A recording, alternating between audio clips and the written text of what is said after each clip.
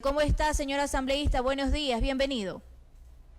Buenos días, estimada Jessica. Un saludo para la culta audiencia, un abrazo para mi querida provincia. Gracias a Radio Líder por esta oportunidad de dirigirnos a nuestros mandantes. Asambleísta, Gracias y siempre a las órdenes. estamos un poquito atrasaditos, pero bueno, lo primero que queremos saber, asambleísta, ¿por qué no asistió usted el día de ayer al informe de nuestro presidente, el señor Guillermo Lasso?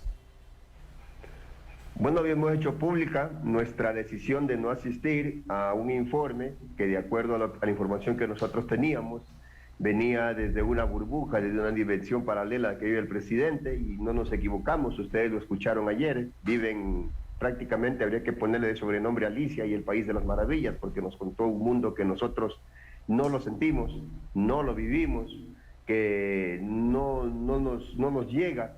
Ese mundo en el que él vive, esa burbuja en la que él vive, es una burbuja imaginaria que todos quisiéramos vivir ahí, honestamente. O sea, da envidia cuando uno escucha hablar a él de cómo está el país, pero en las calles la realidad es otra. Él no recorre las calles, a él no le están matando a la familia, no le están matando a sus amigos, a él no está viendo el país que se desangra por la delincuencia, no está viendo la falta de medicinas en los hospitales, la falta de médicos, de especialistas, en fin, ¿no? Él vive en otra realidad y no podíamos asistir a eso. Desde mi concepto, eso hubiese sido inclusive avalar avalar esa avalancha de mentiras que al final del día no le perjudican ni a él ni a mí, le perjudican al pueblo, y no vamos a prestarnos para eso.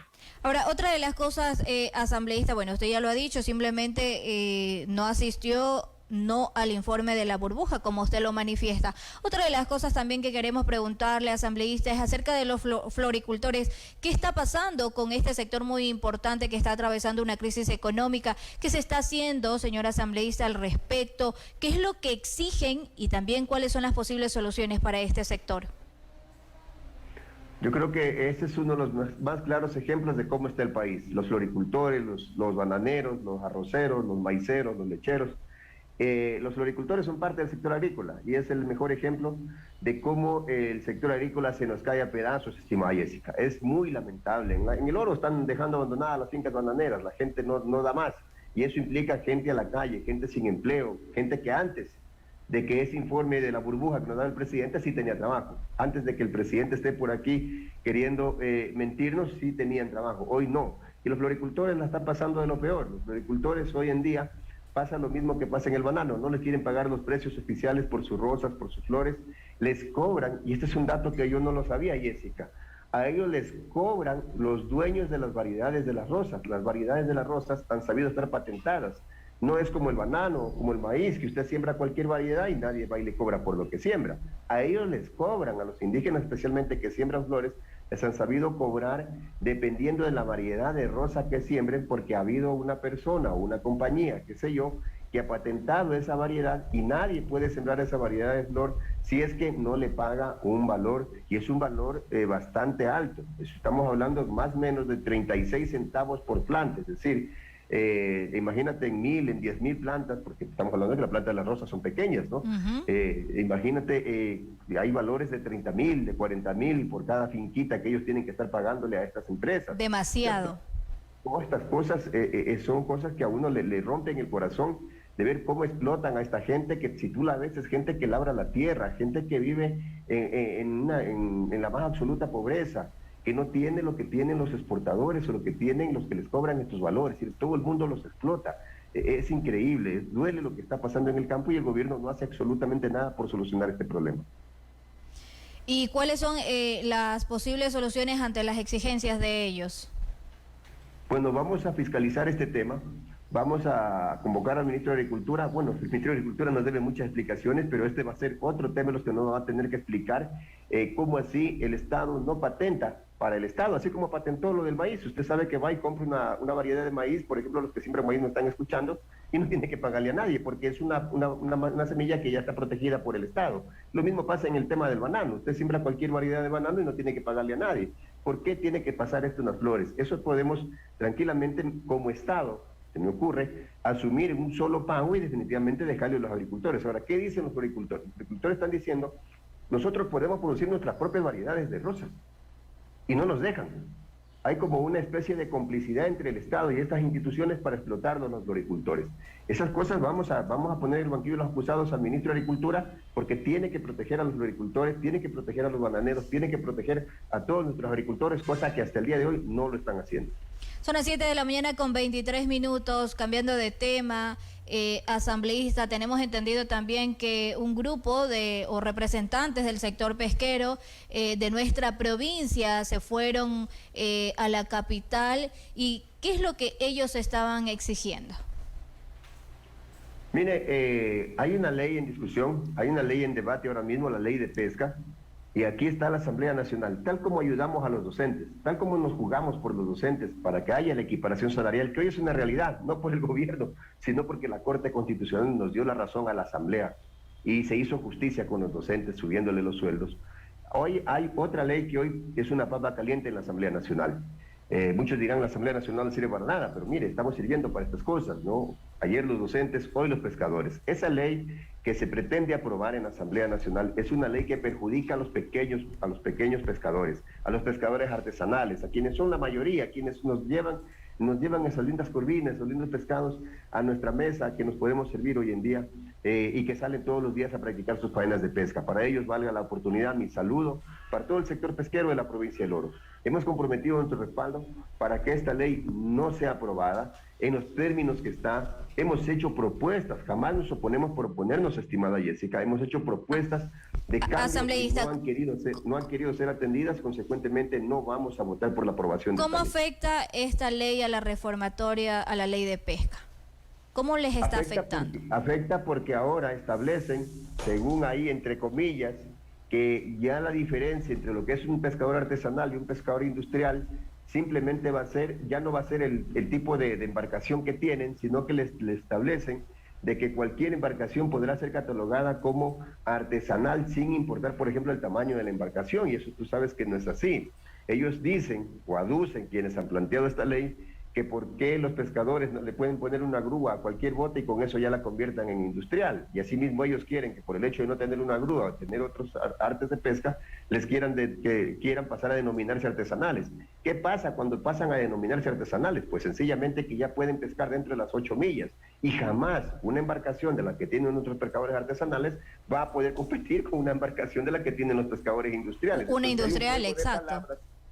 Hay un juego de palabras que quieren introducir ahí en la ley para poder facilitar que los pescadores industriales puedan pescar dentro de las 8 millas, y eso obviamente no estamos de acuerdo, porque creo que hasta el día de hoy, mira Jessica, hasta el día de hoy han venido funcionando y han venido funcionando bien. Los pescadores industriales saben que tienen que pescar fuera de las 8 millas y los artesanales que tienen la capacidad de pescar dentro de las 8 millas. Ahí no ha pasado nada. No entiendo por qué a veces la gente quiere complicarse la vida o quiere complicarle la vida a la ciudadanía, a los artesanos, a los trabajadores con leyes de estas características. No vamos a permitir eso y en consecuencia hemos comprometido nuestro apoyo con los pescadores artesanales. ¿Cuál sería la solución o cómo se reformaría esta ley de pesca? Hoy estamos pidiendo que en vista de que no han sido aceptadas nuestras sugerencias, sea archivada, considerando que ya no hay oportunidad de poner más sugerencias porque es el segundo debate. La oportunidad la tuvieron en el primer debate, la tuvimos. En el primer debate no quisieron poner estas observaciones, ya está listo el informe para el segundo debate y como está, perjudicaría a los pescadores artesanales. Vamos a apoyar a los pescadores artesanales y no vamos a aprobar esta ley. Muy bien, son las 7 de la mañana con 27 minutos. El día de ayer, en las declaraciones del presidente Guillermo Lasso o en el informe que estaba dando a la Nación, manifestaba, hemos logrado regresar a clases presenciales. 4 millones de niños y adolescentes están en sus aulas. Hemos abierto escuelas rurales, incrementamos presupuesto en salud e invertimos en infraestructura. Asambleísta, usted pertenece a la Comisión de Educación. ¿Usted ha visitado las escuelas rurales, ha visitado las escuelas de la Cuca, donde dicen que los niños están siendo sentados en el piso, donde no hay pupitres? ¿Ha visitado las escuelas de toda la provincia y ha visto cómo está la infraestructura de las escuelitas? Usted pertenece a la educación, a la Comisión de Educación. ¿Ha conversado con el director del Distrito de Educación para saber por qué todavía no hay baterías sanitarias o por qué todavía no están trabajando en la escuela Rómulo Vidalcea, donde es esa escuela la más golpeada? Bueno, hay muchas más, pero han hecho el ofrecimiento del distrito donde van a poner baterías sanitarias, sin embargo ya los chicos prácticamente ya van a tener un mes y todavía siguen sin batería sanitaria. ¿Qué pasa con la educación asambleísta? Mire, esta es una de las razones por las que no asistí justamente a este informe del presidente, porque se nos iba a burlar en la cara. Él pinta que todo está de colores, todo está bonito en la educación y no es así. Nosotros conocemos la realidad no solamente de las escuelas que me acaban de nombrar, sino de muchas otras escuelas en la sierra y también en el oriente, y no se diga en la costa, ¿no? Consecuentemente, ya, estimada Jessica, tomamos cartas en el asunto. Hemos llamado a la ministra de Educación, que debió haberse presentado la semana pasada, y nos envió ella un reemplazo, lo envió al viceministro. En una acción de dignidad, la Comisión de Educación le dijo al ministro: señor, a usted no lo queremos recibir, a usted no lo podemos recibir. Queremos que venga la ministra, que es quien tiene la capacidad de tomar decisiones. No queremos que venga alguien a tomar nota y ya le voy a decir a la ministra a ver qué hace. No, queremos que venga la ministra y nos diga qué va a hacer en el caso de estas escuelas que no están altas. No están altas para el regreso a clases, que son un atentado para nuestros niños, para nuestros estudiantes, igual en algunos colegios, que no les han arreglado, no los han adecuado, en el que se les han robado las puertas, que se han robado las computadoras, que se han robado los techos, no están altas. Y la ministra tiene que darnos respuesta frente a eso, porque el presidente miente cuando dice que ha dado más el presupuesto de la educación, ha dado menos. Le ha quitado presupuesto a la educación. O sea, es un cinismo increíble con el que miente el presidente de la República. Aquí no nos va a callar la boca a nadie, yo no tengo compromisos con nadie. Y el presidente no puede seguir tratando así a nuestros niños, a nuestros jóvenes. Consecuentemente, estamos esperando que se confirme la fecha de la venida de la ministra y ojalá ese día puedan conectarse algunos padres de familia vía Zoom para que le digan pues a la ministra esto, que nosotros sí tenemos la capacidad de decírselo, porque tú me conoces muy bien, Jessica, nosotros acá no nos tiemblan las quijadas contra nadie, acá le decimos las cosas como que tenemos que decírsela a cualquier ministro, sea presidente, sea su secretario, lo que sea. Acá hacemos respetar la voz de nuestros mandantes. Así que estamos esperando que venga la ministra para ponerle sobre el escritorio todos estos casos. Muchos de ellos tenemos incluso hasta fotos, estimada Jessica. Entendemos, Y si asambleísta, tenemos fotos. la situación burocrática que debe de haber, por decirlo así, burocrática, porque es la atención, el llamado de atención que se le hace en este caso a la ministra de Educación, al ministro de Agricultura, y se los llama al Pleno para que ellos digan, bueno, qué es lo que está pasando, ¿no? Sin embargo, la ciudadanía lo que espera es acción, porque mientras espera que la ministra llegue al país para preguntar qué es lo que está haciendo, dónde están los recursos para adecuar las unidades educativas, la infraestructura de las unidades educativas, faltan maestros, asambleístas. Hace una hora una oyente, no recuerdo, Gavita me parece que se llamaba, manifestaba que en el colegio El Oro no hay profesor de matemáticas. ¿Con qué conocimiento se van a ir a las universidades, asambleístas? Muchas llamadas de atención, muchos exhortos tras exhortos, y entendemos, usted no es el responsable de esta situación, sino los señores ministros, pero ¿hasta cuándo? ¿Cuál es la posible solución? ¿Qué se tiene que hacer? Asambleístas se deben de reunir con todas las autoridades locales, aquí, alcaldes, prefectura, gobernadora, para que realmente hagan escuchar lo que realmente estamos viviendo los orenses. Porque asambleísta, entiendo su postura, la situación, pero también hay que entender al padre de familia que le andan pidiendo dinero, la cuota, arreglar las aulas, no hay docentes de matemáticas y muchos docentes más todavía faltarán a nivel provincial en las escuelitas. Son las 7 de la mañana con 32 minutos. Asambleísta, por otra parte, la señora Guadalupe Llori también manifestaba que se debe evaluar a los asambleístas que faltan y que no dan quórum. Nunca la Asamblea ha dejado de trabajar, la Asamblea responde a las inquietudes de los ecuatorianos, es lo que dice la señora Llori. ¿Cómo va la evaluación de la señora Llori por parte de la Comisión Pluripartidista? Bueno, prácticamente ahí hay una crónica de una muerte anunciada, yo diría. En este momento la Comisión Pluripartidista ha sido convocada para el día de hoy para conocer ya el informe final, el informe sobre el cual se presentará al Pleno. Es decir, hoy ya los ecuatorianos conoceremos si el informe recomienda, porque recordemos que es un informe no vinculante que tiene que pasar al Pleno, donde estamos los 137 asambleístas, ese informe tiene que establecer si recomienda la destitución de presidenta o no. Eso es lo que hoy va a debatir la comisión y yo creo que ya para las horas de la tarde tendremos ese informe ya listo y a más tardar la próxima semana deberíamos estar debatiéndolo. Ahí nos toca superar todavía otro escollo, que a quien le toca ponerlo en el orden del día es a la misma presidenta Yori, porque la ley no le faculta a nadie más. La ley le faculta que la única persona que puede poner los temas en el orden del día para un debate y convocar a la sesión del Pleno es solo la presidenta. Que cuando ella ya los presenta en el Pleno, nosotros podamos modificarlos, cambiarlos, es otra cosa, pero mientras ella no haga eso, nosotros no podemos tocar esos temas.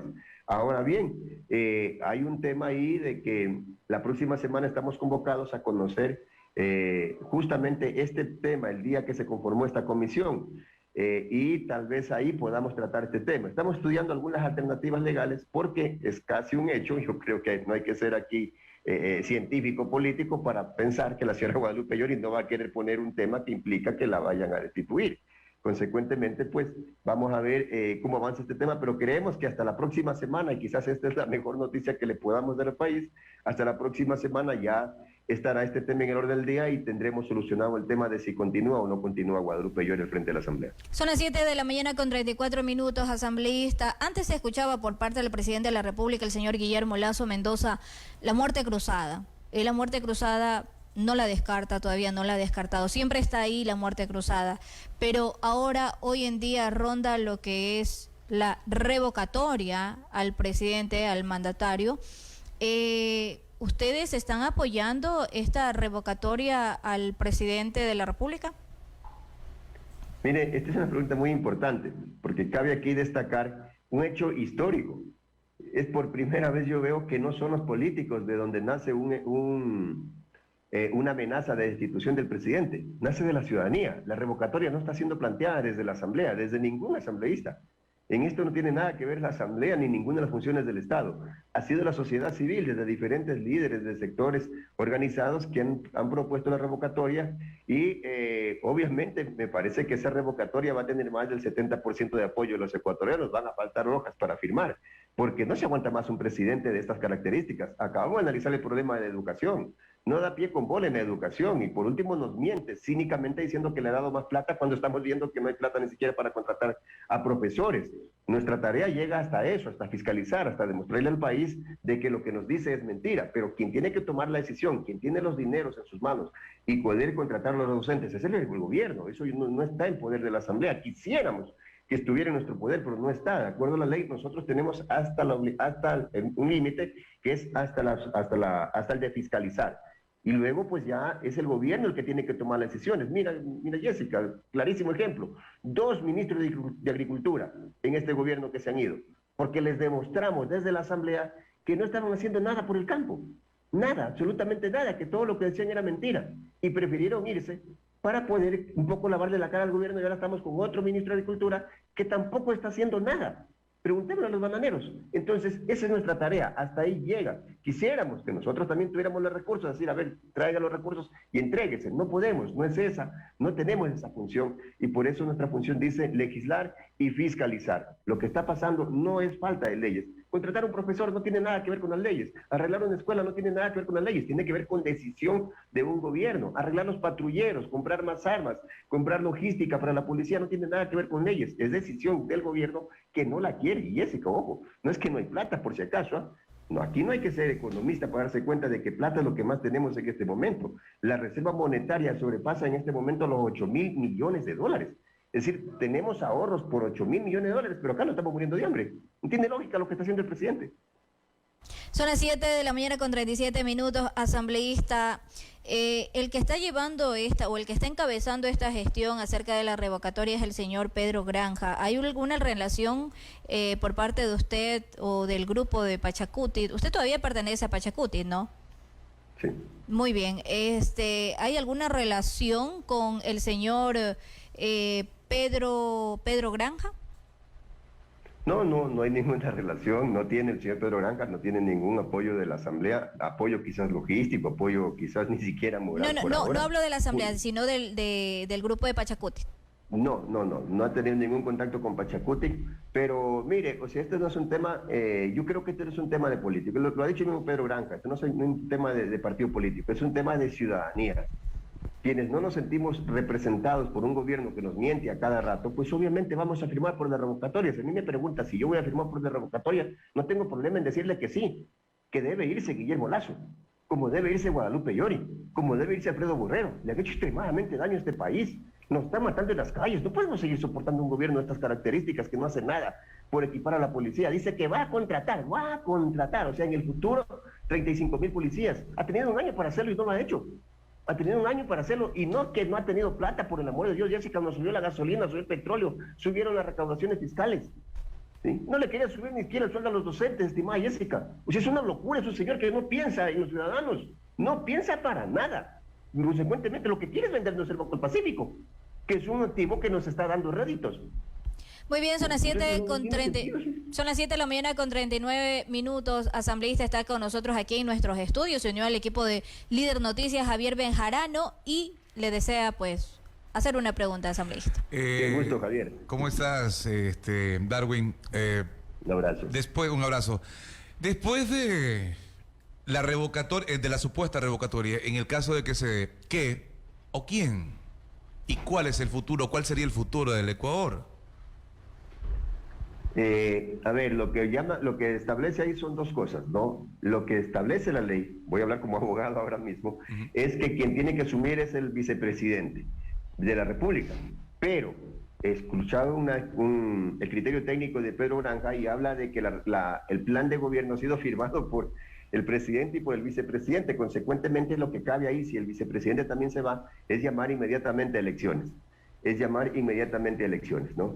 Ahí hay un vacío en la Constitución que tendrá que ser suplido, obviamente, por la Asamblea Nacional, que sería el único poder que quedaría ahí electo por el pueblo. La presidenta, la presidenta de la Asamblea, en este caso, nosotros leímos ese artículo en la Constitución y primero manifestaba lo que usted dice, asambleísta, que quedaba, en este caso, el vicepresidente, pero me parece que más abajo, en el otro párrafo, dice, en ausencia del presidente y vicepresidente, pues asumiría en este caso la señora Guadalupe Llori, si es que sigue en la Asamblea Nacional como presidenta. Dios nos libre. Pero eso ya sería lucubrar mucho porque, repito, la señora Llori ya está a días de que se determine su futuro y la revocatoria del mandato no es que va a ser en días. La revocatoria del mandato primero se tiene que completar el número de firmas, que asumo se va a completar, no tengo duda de aquello. Se podría completar, asambleísta, pero... Se podría completar, asambleísta, de esta firma, sin embargo tiene que pasar por este filtro del Consejo Nacional Electoral para que ellos verifiquen si las firmas validen en este caso las firmas, si no son falsas, si están mal firmados. ¿Usted cree que se pueda llegar a dar ese paso o pueda dar a llegar a dar el paso a las firmas el CNE para luego proseguir con la revocatoria? Mire, ahí sí vamos a ser muy contundentes, y voy a ser muy contundente. Si el CNE pretende burlarse de la voluntad popular y empieza a anular firmas con pretextos de los que él quiera pretender hacerlo, lo vamos a traer a juicio político. Y yo me comprometo a traerlo a juicio político al CNE si es que pretende anular las firmas de la revocatoria. Eso, que tenga mucho cuidado, y voy a estar muy atento a aquello. Muy bien, son las 7 de la mañana con 42 minutos, asambleísta. Por último, el señor Marcelo Cabrera, el ministro de Obras Públicas, manifestaba, como lo decía ayer el presidente Guillermo Lasso, que había conversado con el ministro acerca, lo anunció el presidente Guillermo Lasso, donde decía: fortalecemos la conectividad con obras de vialidad, suscribimos el contrato de reincorporación del tramo Tababela-Cusubamba y con la concesión de Panavial, un sector muy importante, y acceso al aeropuerto, lo que significa desarrollo para el país. Otras provincias manifestaba, como Los Ríos, otras ciudades como Cuenca, Manta, bueno, otras ciudades. Sin embargo, esta provincia, la provincia de El Oro, sigue olvidada. ¿Qué pasa con la carretera El Oro Naranjal el Oro Naranjal, no, Oro Guayas? Otra mentira más del presidente, porque el presidente se pasó 10 años queriendo ser presidente y obviamente se supone que conocía la realidad del país y la realidad de la provincia del Oro. El presidente estuvo en campaña en la provincia, le comentaron este tema, le preguntaron por este tema, porque está grabado. Hoy en día la magia de las redes sociales permite que todo quede grabado. Y él hablaba de que inmediatamente iba a retomar la construcción Machala-Guayaquil. Ahí hay un tema, mi estimada Jessica, legal, un tema jurídico. ¿Por qué? Porque el gobierno anterior, y aquí no es que lo quiera exculpar a Lazo, el gobierno anterior dejó firmando un contrato de concesión prácticamente amarrando la construcción de esa vía a este mal llamado contrato de concesión. Y el único que puede tomar cartas en el asunto en este momento es el presidente de la República, Guillermo Lasso. Y él sabe que nadie más puede tocar la vía Machala-Guayaquil que si no esta concesionaria. ¿Qué les ha dicho esta concesionaria? Si no me dejan cobrar, yo no voy a reiniciar los trabajos de construcción de la vía. Le hemos dicho al ministro, ¿qué piensa hacer? Y el ministro me dice, déjame conversar con el presidente. ¿Qué dice el presidente? Voy a conversar con el ministro. Están que se tiran la pelotita ahí y no saben qué hacer. Producto de eso, mi estimada Jessica, porque no podemos llegar más allá, y esto es importante que la ciudadanía lo sepa. Nosotros no estamos para hacer las obras, ni para tomar los recursos y decir, tenga, hágase, ni tampoco para, por ejemplo, eliminar este contrato. Producto de eso, ya se empiezan a recoger firmas en la Asamblea Nacional para seguir un juicio político a Marcelo Cabrera. Y nosotros, los asambleístas orenses, deberíamos firmar. Yo voy a firmar, porque no somos nosotros los que estamos planteando este juicio, pero vamos a firmar y estamos pidiendo, al menos yo estoy pidiendo que se ponga como una de las causales de este juicio político, la negligencia en la construcción de la vía Machala-Guayaquil. Yo he conversado personalmente con Marcelo Cabrera, no una, varias veces sobre este tema, y él lo tiene absolutamente claro. Y hemos ya discutido hasta la saciedad. Es cuestión de que tomen cartas en el asunto. O eliminan o anulan ese contrato, o lo dan por terminado, o lo obligan a la concesionaria a que construya la vía. Pero no pueden seguir prácticamente sometidos a lo que la concesionaria diga, que en este momento la tesis es, no construyo nada mientras no me dejen cobrar o mientras no me den plata para poder cubrir lo que no he podido cobrar. Porque ustedes saben que no está cobrando en el peaje El Garrido. Entonces, esto es un chiste, pues no, o sea, me concesionan una vía, se supone que como inversionista él debió haber traído los dineros, hacer la vía y después cobrarnos, pero resulta que no ha sido así, pues resulta que ha sido primero cobre y después agarra la obra. Así cualquiera se convierte en concesionario de una vía. A eso se debe, Darwin, a un contrato mal hecho, mal planteado. Te tenemos una sorpresa. Buenos días, señores de Radio Líder. Nos dice, disculpen, quisiera si le pueden enviar un saludo en vivo al señor Darwin Pereira, de parte de su hija, por favor, Doménica Pereira, de parte de la familia, sus hermanos y sobrinos. Mil gracias y buen día. Así que su hija y toda la familia están escuchando, Darwin. Un abrazo, ¿ah? Muchas gracias, muy amable. Qué gusto escuchar a mi nena. Chévere. Para terminar, Darwin, le hago la misma pregunta que le hice ayer a la asambleísta Astudillo, que estuvo en vivo acá. Ustedes, la asamblea en general, y Guillermo Lasso, tienen o ha decrecido su imagen frente al pueblo, tienen una muy baja calificación. ¿Cuál es la autoevaluación también? ¿Cuál es el mea culpa que hace Darwin Pereira como Asamblea Nacional? Cometimos un error, por supuesto, y yo acepto las críticas de la ciudadanía. Aquí no estamos para pensar que somos perfectos, ¿no? Y cometimos, quizás, no es que cometimos uno, hemos cometido varios errores, pero quizás el más grave, el peor de todos los errores que hemos cometido en la Asamblea Nacional, en esta administración hablo, fue haber elegido a Guadalupe Llori presidenta. No es un secreto, mi estimado Javier, mi estimada Jessica, que tenemos un capitán o capitana de barco en este caso, que está llevando el barco directamente a un iceberg. Por más que le estamos diciendo a la tripulación, los que estamos ahí de pasajeros, oiga, nos vamos a estrellar, nos vamos a hundir. No, ella quiere conducir el barco a estrellarse contra ese iceberg. Entonces, cuando ella quiere tomar una decisión, no le pregunta pues a los que están adentro, sino que lo llama al capitán de otro barco, que también lo está llevando a hundirse, que se llama Guillermo Lasso, a ver qué hace. Entonces le dice, tranquilo, dile a la tripulación que no se preocupen, que tú sabes lo que haces. Y entonces ella nos dice, tranquilos, ustedes son la oposición, ustedes son malos, ustedes son feos, negros, gordos, cholos, qué sé yo, pero lo importante es que yo voy a llevar este barco a que se hunda, y por eso hemos tomado la decisión de cambiar de capitán, porque caso contrario nos vamos a hundir, caso contrario no vamos a estar en el 10% como dicen unas encuestas, o el 20% como dicen otras, sino vamos a estar como la asamblea anterior en el 2%, entonces eso no queremos, y estamos trabajando en subsanar ese tema en este mismo momento. Son las 7 de la mañana con 47 minutos, asambleísta. Muchísimas gracias por habernos acompañado esta mañana. Ojalá tengamos la oportunidad de tenerlo a usted muy pronto aquí en nuestros estudios y poder conversar muchos más temas. Son las 7 de la mañana con 48 minutos. Gracias por haber aceptado nuestra petición para poder saber de qué manera usted se encuentra trabajando. Gracias, asambleísta.